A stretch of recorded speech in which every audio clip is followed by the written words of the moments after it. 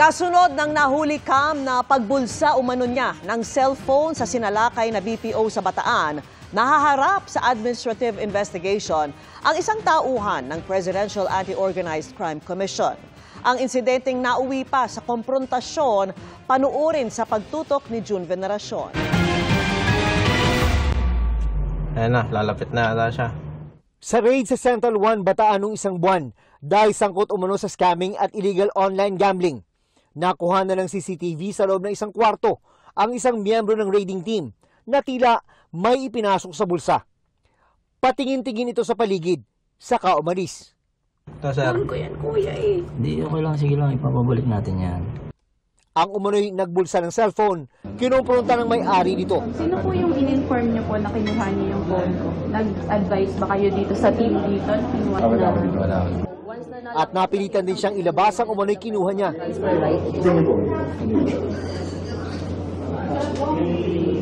Bakit po nakapatay?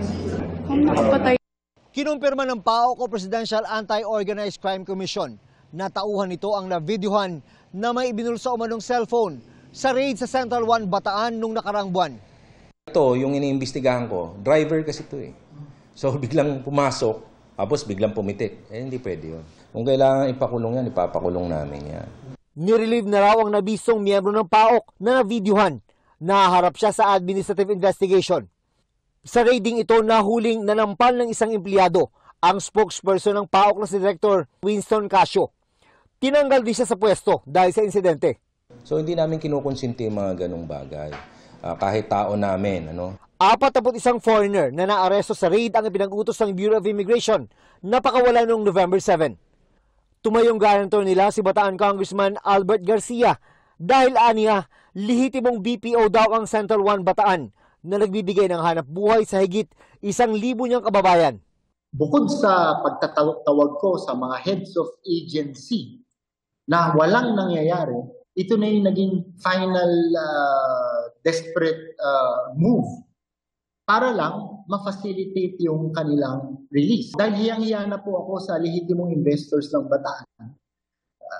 Yun na po ang aking ginawa. Pero ayon sa PAOK, according kasi sa mga dokumento ng SEC tsaka yung PAGCOR documents na nakita namin, hindi sila license. At sila ay POGO, hindi sila BPO. kahapon November 12, naglabas ng direktiba sa Executive Secretary at PAOK Chairman Lucas Bersamin sa Department of Justice at Bureau of Immigration na i-detain ang 41 dayuhan at i-deport. Sa monitoring ng PAOK, ang ilan sa mga foreigner ay inilipad daw ng private plane mula Clark papuntang Cebu matapos mapakawalan. May balita kasi kami na nag-aalisa na yung mga foreigners. And sana naman, since nasa custody nila, yung mga foreigners, yung mga POGO workers na yun, sana pag hinanap ng immigration, sana intact pa din. Para sa GMA Integrated News, June Veneracion, nakatutok 24 oras.